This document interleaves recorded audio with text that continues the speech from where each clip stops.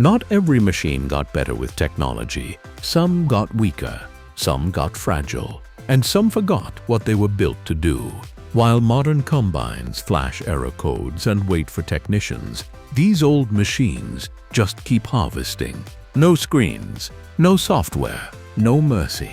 Today we're counting down 10 old combines that proved simpler was stronger. The machines that worked when complexity failed. Number 10. Massey Ferguson 5110. The Massey Ferguson 510 became a survivor not because it was advanced, but because it behaved like a machine should. Everything about the 510 was designed around mechanical logic that farmers could see, hear, and feel. When something wasn't right, the combine didn't hide it behind alarms or codes. It spoke through sound, vibration, and crop flow. That alone made it stronger than many newer machines because problems announced themselves early, before damage multiplied. In harvest, that difference decides whether a machine finishes the season or gets parked. The driveline on the 510 was deliberately straightforward. Belts, chains, pulleys, and shafts were arranged in a way that made sense even to someone seeing the machine for the first time. That meant repairs didn't require manuals or diagnostic tools, only experience and common sense. If a belt slipped, you adjusted it. If a bearing warmed up, you knew it was time to grease or replace it. Nothing failed silently. This transparency reduced catastrophic breakdowns, which are usually caused by hidden problems ignored too long. In tough conditions, green straw, heavy crops, damp mornings, the 5110 didn't panic. It slowed, loaded up, and gave the operator a chance to react. That mechanical forgiveness saved countless engines and gearboxes. Modern machines often respond to overload with abrupt shutdowns or electronic derates, sometimes doing more harm than good. The 5110 trusted the operator instead.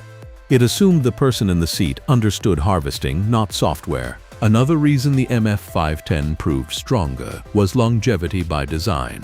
Massey Ferguson built components to be serviced repeatedly. Bearings were greasable, wear parts were replaceable. Nothing was intended to be disposable. As a result, many 510s ran for decades, often with multiple engine rebuilds, because the core machine never lost its value. Farmers kept them alive because they could, and in agriculture the machine you can fix yourself is always stronger than the one you can't. Number 9. International Harvester 715. The International Harvester 7115 earned its reputation quietly, one harvest at a time. It didn't introduce radical ideas or flashy features. Instead, it refined what already worked and made sure nothing unnecessary got in the way. The 715 was built during a period when manufacturers still believed farmers should control their machines, not manage them.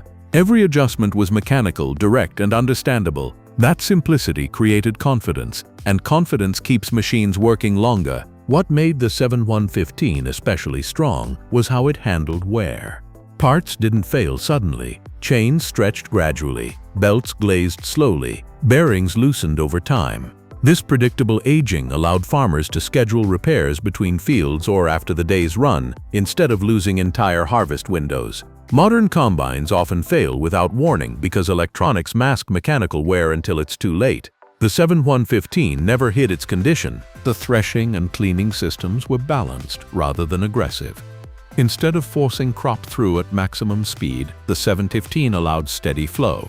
That reduced plugging, reduced vibration, and reduced stress across the entire machine. Less stress meant longer life. Engines weren't oversized, but they were matched correctly to the workload, which kept fuel consumption reasonable and temperatures stable even during long harvest days. Another key to the 7115's strength was accessibility. Maintenance points were easy to reach. Service didn't require dismantling half the combine. That encouraged regular upkeep, which is often the difference between a machine that lasts 5 years and one that lasts 25. Farmers didn't postpone repairs because they weren't intimidating. The machine welcomed maintenance. Many IH7115s are still running today, not because they're outdated, but because they still do the job without complaint. They proved that strength isn't about technology, it's about clarity. And the 715's clear about everything it did. Number 8. John Deere 6600. The John Deere 6600 became legendary because it found the sweet spot between capability and simplicity. It wasn't the biggest combine of its era, and it wasn't the most powerful, but it was one of the most dependable. Deere engineered the 6600 around balanced crop flow rather than brute force. Straw walkers, threshing cylinder, and cleaning shoe worked together instead of competing with each other. That harmony reduced vibration, wear, and breakdowns, three enemies of long harvest seasons. Operators appreciated how intuitive the 6600 felt. Adjustments were mechanical and immediate. If grain loss increased, you corrected it physically, not digitally. That feedback loop helped farmers learn the machine deeply, which led to better operation and longer life.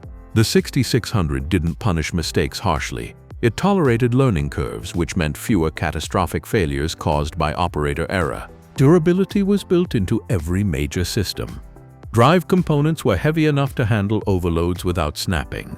Cooling systems were generous, allowing the engine to survive hot days and dusty fields. Electrical systems were minimal, which reduced failure points dramatically. Many modern combines fail not because something mechanical breaks, but because a sensor disagrees with reality. The 6600 didn't argue, it worked. Another reason the 6600 lasted so long was Deere's long-term parts support. Farmers kept these machines alive because parts remained available and affordable. When a machine can be repaired easily, it stays relevant. Many 6600s worked decades longer than expected simply because nothing forced them into retirement. The machine proved that strength comes from balance, not complexity. Number 7. Class Dominator 85. The Class Dominator 85 proved that simplicity wasn't a lack of innovation, it was a disciplined choice. Class engineers focused on making every system do exactly what it needed to do, and nothing more. That restraint resulted in a combine that handled heavy crops calmly and predictably. The Dominator didn't surge, jerk, or overload suddenly. It processed materials smoothly, which dramatically reduced stress across the machine. One of the Dominator's greatest strengths was its forgiveness. Operators could make minor mistakes without destroying components. Crop flow issues developed gradually, giving time to react. That behavior saved countless belts, bearings, and shafts. Modern machines often react too aggressively to overloads, leading to expensive failures. The Dominator absorbed problems instead of amplifying them. Maintenance philosophy was equally important. Claas designed the Dominator with access in mind. Grease points were logical. Panels opened easily. Wear parts were replaceable without specialized tools. This encouraged regular maintenance, which is the foundation of long machine life. Farmers didn't avoid servicing it because it wasn't intimidating. The Dominator 85 survived decades because it respected the realities of harvesting. Dust, moisture, uneven fields, tired operators. These aren't exceptions. They're normal. Claas built a machine that expected those conditions instead of fighting them. That honesty is why many Dominators are still running today, proving that when a machine is built with restraint and discipline, simplicity becomes its greatest strength. Number 6. New Holland TR70. The New Holland TR70 is often remembered as innovative, but what truly made it strong was that its innovation never crossed into complexity. When New Holland introduced the twin-rotor concept, they did not bury it under electronics or automation. Instead, the TR70 relied on pure mechanical logic to manage crop flow. The rotors were driven mechanically, adjustments were manual, and performance depended on setup and operator awareness rather than software decisions. That restraint is exactly why the TR70 earned long-term trust in the field. In difficult crops, tough straw, uneven yields, late-season moisture, the TR70 behaved predictably. Crop flowed smoothly through the rotors rather than being forced aggressively through a cylinder and walkers. That reduced plugging and minimized shock loads throughout the machine. When capacity limits were reached, the combine didn't self-destruct or shut down electronically. It loaded gradually, giving the operator time to respond. That mechanical feedback loop prevented countless breakdowns and protected driveline components. The TR70 also benefited from fewer moving parts than many conventional designs of its era. Fewer parts meant fewer wear points, fewer adjustments, and fewer surprises during harvest. Bearings, belts, and chains still wore as they should, but they did so slowly and visibly. Farmers learned to read the machine. They could hear when something wasn't right, feel it in the seat, and fix it before damage spread. Maintenance accessibility played a major role in the TR70's longevity. Service points were reachable. panels were logical, and repairs didn't require dismantling half the combine. That encouraged routine upkeep, even during long harvest days. Many TR-70s survived decades not because they were perfect, but because they rewarded attention instead of punishing neglect. The TR-70 proved a crucial lesson. Innovation doesn't weaken machines, over-automation does. By keeping the twin-rotor concept mechanical and understandable, New Holland created a combine that advanced harvesting while remaining durable. It showed that progress and simplicity can coexist when engineers respect the realities of the field. Number 5. Gleaner F2. The Gleaner F2 challenged one of agriculture's oldest assumptions, that heavier machines are stronger machines. Instead of mass, the F2 relied on balance, accessibility, and mechanical efficiency. Its transverse engine layout reduced driveline complexity and made nearly every service task easier. Farmers didn't need to crawl deep into the machine to work on it. Everything was right there, visible and reachable. That ease of access alone extended the machine's life by encouraging regular maintenance. Because the F2 was lighter, it placed less stress on its own components. Frames flexed less, bearings carried lower loads, and driveline parts lived longer. In uneven fields, the combine rode more gently, reducing fatigue across the structure. Where heavier machines punished themselves over time, the F2 aged gracefully. It wasn't indestructible, but it was forgiving, which matters far more over decades of use. The F2's threshing and cleaning systems were mechanically simple and effective. Adjustments were manual and immediate, allowing operators to respond quickly to changing crop conditions. If losses increased or grain quality dropped, the fix was physical, not electronic. That kept the operator in control and prevented small issues from escalating into major failures. Another overlooked strength of the F2 was economics. When machines are affordable to repair, they stay in service. Parts were straightforward, repairs didn't require specialists, and rebuilds made financial sense. Many F2s outlived larger, more advanced combines simply because owners could justify keeping them alive. The F2 proved that strength isn't about size, it's about efficiency of design. Number 4. International Harvester 1460 Axial Flow. The International Harvester 1460 Axial Flow stands as one of the clearest examples of simplicity becoming strength through subtraction rather than addition. Instead of improving the conventional combine by layering more mechanisms, IH removed them. One rotor replaced cylinders, walkers, and complex transitions. Fewer moving parts meant fewer wear points, fewer adjustments, and fewer chances for catastrophic failure. The genius of the 1460 was how smoothly crop moved through the machine. Smooth flow reduced vibration, heat, and mechanical shock. Components weren't fighting each other, they were working in harmony. That harmony translated directly into longevity. Bearings lived longer, drives stayed aligned. Gearboxes weren't constantly stressed. The combine didn't need to be babied, it needed to be understood. Operators quickly learned that the 1460 talked to them mechanically. When pushed too hard, it didn't fail instantly. It loaded gradually, allowing time to back off and correct. That forgiveness saved engines and drivetrains countless times. Modern machines often react with abrupt shutdowns or alarms, sometimes too late to prevent damage. The 1460 trusted the operator's judgment. Maintenance reinforced its strength. Access was logical, where parts were visible, rebuilds were common and worthwhile. Many 1460s ran through multiple engine lives because the core machine never lost value. Even today, farmers keep them running because the design still makes sense. The 1460 didn't just change harvesting, it proved that fewer parts moving smoothly will always outlast complex systems under stress. Number 3. John Deere 4400. The John Deere 4400 never pretended to be anything other than what it was, a straightforward, mechanical harvesting machine designed to work every day. And that honesty is exactly why it lasted. The 4400 systems were simple, accessible, and predictable. Nothing on the machine tried to outthink the operator. It responded directly to adjustments, rewarding experience rather than data interpretation. Because of its size, the 4400 avoided many stresses larger combines impose on themselves. Lower horsepower meant less driveline strain. Smaller headers meant smoother feeding. Frames and axles lived easier lives. The machine didn't chase capacity numbers, it chased completion. In real harvests, finishing reliably often mattered more than raw throughput. Wear patterns on the 4400 were slow and visible. Chains stretched, belts wore, bearings warmed. But nothing failed suddenly without warning. Farmers learned the machine like an extension of themselves.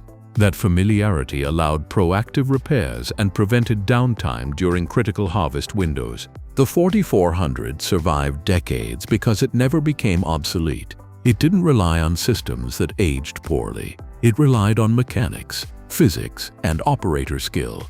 Things that don't expire. Many are still running today, not as museum pieces, but as working machines. The 4400 proved that when a combine is honest, understandable, and mechanically sound, simplicity doesn't just survive, it wins. Number 2.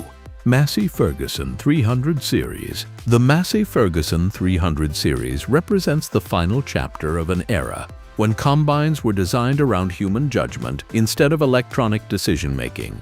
These machines arrived just before sensors, monitors, and automated controls began creeping into harvesting equipment. As a result, the 300 series relied entirely on mechanical systems that responded directly to what was happening in the field. That direct connection between crop, machine, and operator is exactly why these combines proved so durable. Everything on the MF300 series was physical and logical. Threshing adjustments were mechanical.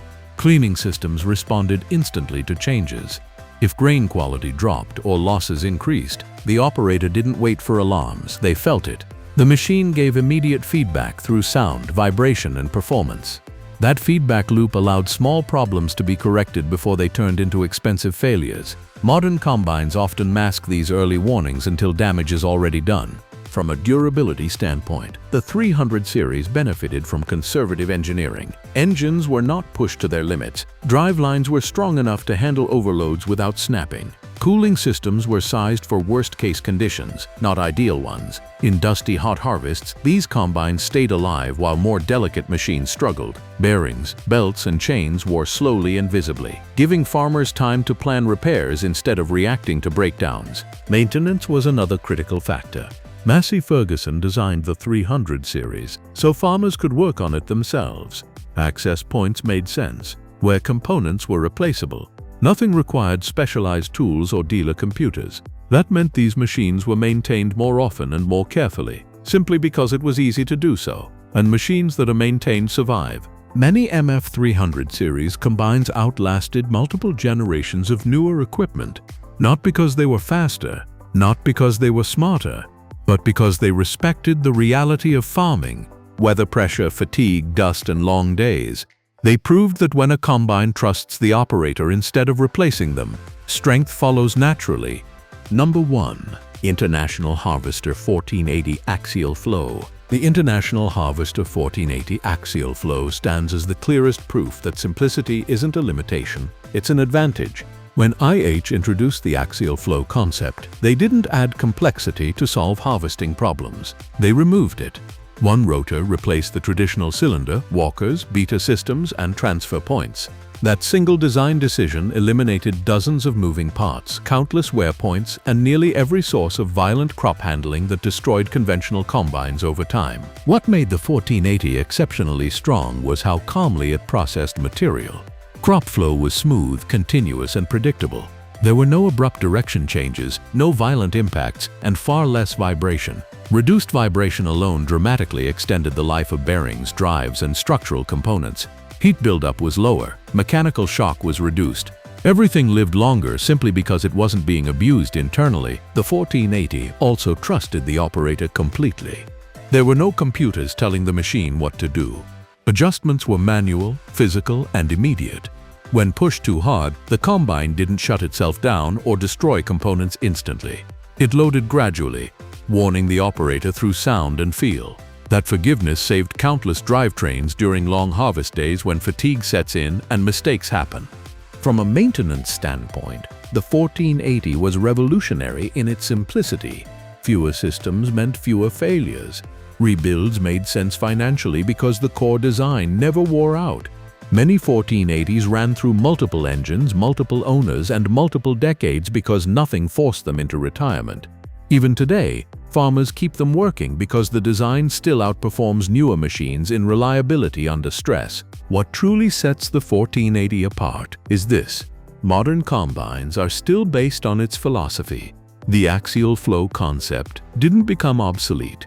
It became the industry standard. That alone proves the point. When engineers stripped harvesting down to its simplest, most logical form, they didn't weaken the machine. They made it nearly unstoppable. So, that's it for today. If you like this video, then please hit the like and subscribe button for more videos. Thanks for watching.